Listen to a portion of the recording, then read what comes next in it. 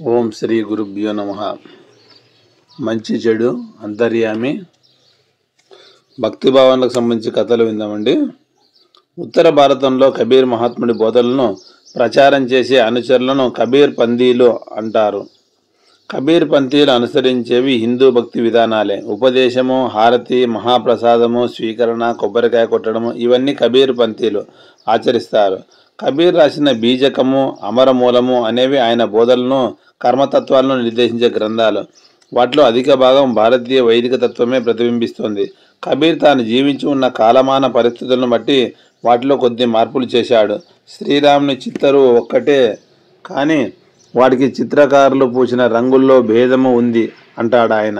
వేదోపనిషత్తులు భగవంతుడొక్కడే అని, దార్శనికులు లేక ఋషులు మాత్రం వేరువేరుగా పిలుస్తారని చెబుతాయి.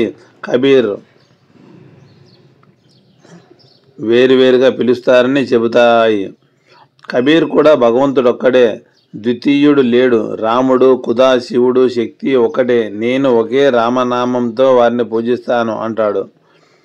సృష్టి ఆదిని గురించి కబీర్ ఆలోచన సరళికి, హిందువుల ఆలోచన సరళికి కొంచెం భేదం ఉంది. హిందువులు సృష్టి ఆదిలో ఓంకారం ఉన్నదని, అందులో నుంచే ఇతరాలను ఆవిర్భవించాయని నమ్ముతారు. కబీర్ మాత్రం సృష్టి ఆదిన భావన ఉండేదని, అందులో నుంచే త్రిమూర్తులు శక్తి ఉద్భవించారని తలపోశాడు. విగ్రహారాధనకు కబీర్ వ్యతిరేకి. వేదకాలంలో విగ్రహారాధన ప్రసక్తి లేదు కదా. విశ్వవ్యాప్తం, విశ్వ సంభవం అన్నప్పుడు ఏ రూపం అనేది ధ్యానిస్తారు. వేదాల్లోని వర్ణనలను బట్టి శిల్పులు శిలల మీద ఆకారాన్ని సృష్టించారు. చిత్రకారులు చిత్రాలను గీశారు. అలా ఊహాజనితంగా చెక్కిన శిల్పాకృతులు గీసిన గీతాకృతులను మనం నేడు ధ్యానించుకుంటున్నాం, పూజించుకుంటున్నాం. ఎవరు ఏ రూపంలో ధ్యానిస్తే వారికి ఆ రూపంలోనే దర్శనమిస్తానంటాడు గీతాచార్యుడు. కబీర్ భగవన్నామాన్నే ఉచ్చరించమని బోధించాడు. అదే భక్తి మార్గం అంటాడు. భగవన్నామమే సారమైనది. నామ నిరంతర సార్క్ కేతికరో హరినాం కి. నిరంతరం హరినామం జపిస్తూ క్షేత్రం దున్ను. కామ క్రోధ చోడ్కరో హరిగుణగా హనిగుణగా.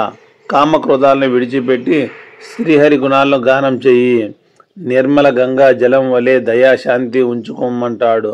దయాశాంతి దిల్మే రఖో జైసే నిర్మల్ గంగా పాని. అసత్య హరిశ్చంద్రులో భగవంతుని ఎలా చూడగలుగుతారు? జూటంకో సాహిబ్ కైసే బేటీ అంటాడు. ఆదిశంకర్లు ప్రతిపాదించిన మాయ, అద్వైత తత్వాలనే కబీర్ కూడా ప్రతిపాదించాడు. అమరమూలం అనే గ్రంథంలో అంటాడు, సత్యలోకంలో నాకు పరమ పురుషుడు ప్రత్యక్షమై, ఓ కబీర్, నీవు నేను ఒక్కటే, వేరువేరు కాదు. సృష్టి అంతా మాయ.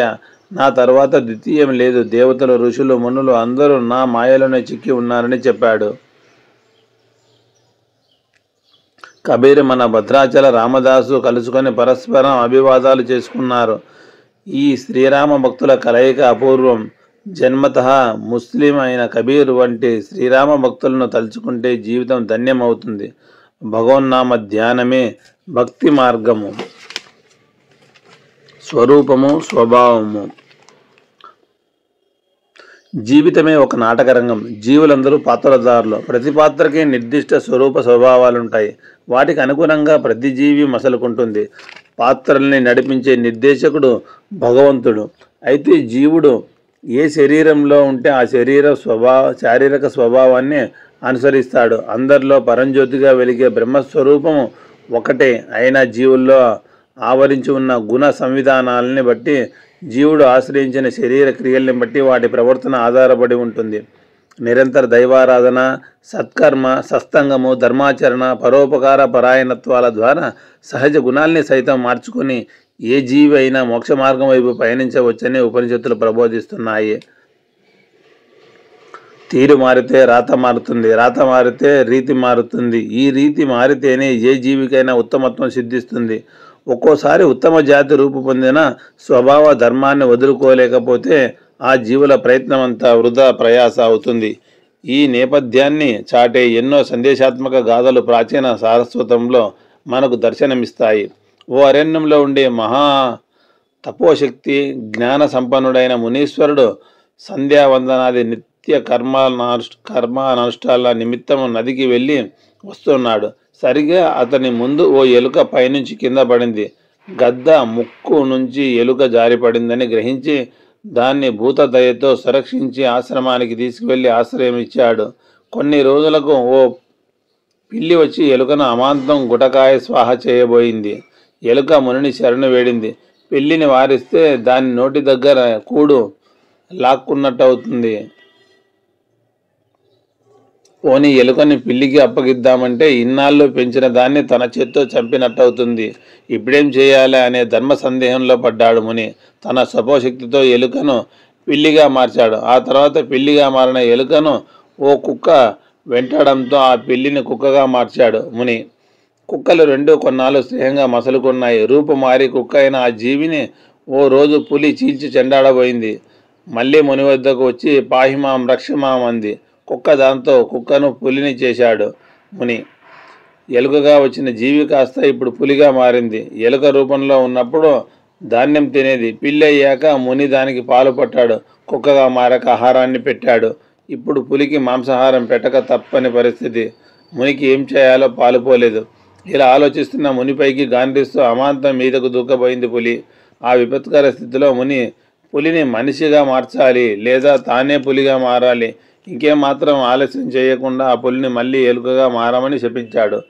ఎలుక లాంటి అల్పప్రాణికి పులి అంతటి ఉత్తమ జాతి రూపాన్నిచ్చినా అది దాని స్వభావ ధర్మాన్ని వదలలేకపోయింది. తమ స్వభావాన్ని, గుణాలని, బుద్ధుల్ని మెరుగుపరుచుకొని ఉత్తమ ధర్మాల్ని ఎవరైతే అలవర్చుకుంటారో వాళ్లకు సద్గతులు ప్రాప్తిస్తాయి. కాబట్టి బుద్ధి రీతిని, తలరాతని మార్చమని త్రికరణ శుద్ధిగా భగవంతుని వేడుకోవాలి. సన్మార్గం వైపు పయనించాలి. స్వభావాన్ని, గుణాలని, బుద్ధుల్ని మెరుగుపరుచుకున్న వారికి సద్గతులు ప్రాప్తిస్తాయి. ఆచార్యుడి ఆశీర్వాదం. సమావర్తన సంస్కారం తర్వాత గురుకులాన్ని విడిచి గృహాన్ని వెళ్లే సందర్భంలో ఆచార్యుడు శిష్యుడికి విశేషమైన ఉపదేశం ఇస్తున్నాడు. సత్యం వద, సర్వదా సత్యమే పలకాలి. ధర్మం చెర, ధర్మ మార్గంలో నడవాలి. వేదాధ్యయన విషయంలో సోమరివి కాకూడదు. శాస్త్రాలను స్వయంగా చదవడంలోనూ ఇతరులచే చదివించడంలోనూ అశ్రద్ధ చూపకూడదు. దేవతలంటే పూర్ణ విద్వాంసులు, ధర్మాత్మలు, సత్యవాదులు, పరోపకార ప్రియులు, జితేంద్రియులు, పెద్దలు, పూజ్యులు. వారిని సేవించడంలో సోమరితనం చూపకూడదు. వారిని సేవించడం సర్వదా అనుసరణీయం, ఆచరణీయం. మాతృదేవోభవ, పితృదేవోభవ, ఆచార్య దేవోభవ, అతిథి దేవోభవ. తల్లిదండ్రులను, ఆచార్యులను, విద్వాంసులైన అతిథులను దేవతలుగా భావించి వారిని సత్కరించి శాస్త్రవిధ కర్మలను ఆచరించు. చెడు కర్మల్ని విడిచిపెట్టు. ఇది ఆచార్యుడి ఆజ్ఞ. అదే ఆశీర్వాదం. నేడు విశ్వవిద్యాలయాల్లో విద్యాభ్యాసం పూర్తయ్యాక దీక్షాంత భాషణ ఇచ్చే ఆచారం, కాన్వికేషన్ మెసేజ్ ఉంది. కొంతకాలంగా కొన్ని విశ్వవిద్యాలయాల్లో తైత్రీయోపనిషత్తులోని ఈ ఉపదేశాన్ని దీక్షాంత భాషణలో భాగంగా చేర్చారు. ఆధ్యాత్మికంగా శిష్యుడు పరిపూర్ణమైన వికాసం పొందాలనే ఆకాంక్ష ఆచార్యుడి ఆశీర్వాదంలో ఉంది. తాను పొందిన జ్ఞానాన్ని ఇతరులకు ప్రీతితో, శ్రద్ధతో వ్యాప్తం చేయాలనే సంకల్పాన్ని స్నేహంగా ఆచార్యులు తమ శిష్యులకు తెలియజేసేవారు. అందరినీ యోగ్యతను అనుసరించి గౌరవించాలి. మహామహుల సన్నిధిలో సుఖశాంతులు లభిస్తాయి కనుక అటువంటి వ్యక్తుల శుభకామనలు స్వీకరించాలి. కష్టపడి శ్రద్ధతో సంపాదించిన ధనాన్ని పరోపకారాది ధర్మకార్యాల్లో శక్త్యానుసారం దానం ఇవ్వాలి. ఇష్టం లేకున్నా దానం ఇవ్వాలని ఆచార్యుల ఉపదేశం. అది శిష్యుడి సాంఘిక బాధ్యత అని ఆచార్యుడి ప్రబోధం. ఉపనిషత్తుల కాలంలో సత్యవాదులకు, సత్పురుషులకు, ధర్మాత్మలకు దానమిచ్చే శిష్టాచారాన్ని ఆచార్యులు, శిష్యులు దైవాజ్ఞగా పాలించేవారు. ఆచార్యులు వారి కర్తవ్యాన్ని, ధర్మాన్ని త్రికరణ శుద్ధిగా ఆచరించేవారు. శిష్యులు కూడా గురుకుల నియమాలకు, శాస్త్ర ఆదేశాలకు అనుకూలంగా వర్తించేవారు. ఆచార్యులు, శిష్యుల జీవితాలు సమాజ హితం కోసమే ఉండేవి. నీతివంతమైన సూత్రాలకు కట్టుబడి ఉండేవారు. ఆచార్యులకు శిష్యులపై ప్రేమ, వాత్సల్యం ఉండేవి. శిష్యులకు ఆచార్యులపై శ్రద్ధ, పూజ్య భావాలు ఉండేవి. శాస్త్ర ధర్మాలను జీవింపజేయడమే ఆచార్యుల ప్రతిజ్ఞగా ఉండేది. ఆయా శాస్త్ర నియమాలను సామాజిక జీవన స్రవంతిలో కలవడమే శిష్యుల వ్రతంగా ఉండేది. గురు శిష్యుల లక్ష్య సాధన ఒకటే. అది ధర్మశాస్త్రాల పునాదులను దృఢతరం చేయడమే. ఆ దివ్యమైన పునాదులపై మానవ నిర్మాణం అనే భవనాలను నిర్మించడమే. అదే జీవన లక్ష్యంగా ఉండేది. పెద్దలను గౌరవించాలి. పెద్ద మనసుతో జీవించాలి. హితుడు అంటే మంచిని కోరేవాడు. మన మంచిని కోరేవారిని స్నేహితులుగా చెప్పుకుంటాం. స్నేహితులందరూ హితబుద్ధులుగా ఉండరు. ఇలా ఎందుకు జరుగుతుందంటే లోపభూయిష్టమైన వ్యక్తిత్వం కారణంగా. ఏమిటి వ్యక్తిత్వ లోపాలని అని ఆరా తీస్తే ఆత్మశత్రుత్వం ప్రధాన కారణంగా అవగతమవుతుంది. ఆత్మశత్రుత్వం అంటే శరీరమే సర్వస్వం అనుకోవటం, ఆత్మ సిద్ధాంతాన్ని అంగీకరించకపోవటం. దీనివల్ల కలిగే నష్టం ఏమిటంటే ఆత్మశత్రువే సమాజ శత్రువు అవుతున్నాడు. అతడు స్వార్థమే పరమావధిగా జీవిస్తాడు. అతడిది కల్తీ లేని పరిపూర్ణ స్వార్థం అన్నమాట. హితవులు చెప్పడం సులభం, ఆచరించడం కష్టం. తాము ఆచరిస్తూ చెప్పినప్పుడే హితవులకు అర్థం ఉంటుంది. బాల్యంలో నరేంద్రుడు అంటే వివేకానందుడి పూర్వనామము. తీపి అంటే బాగా ఇష్టపడుతూ సర్వవేళలా తీపిని పెట్టమని తల్లిని వేధిస్తుండేవాడు.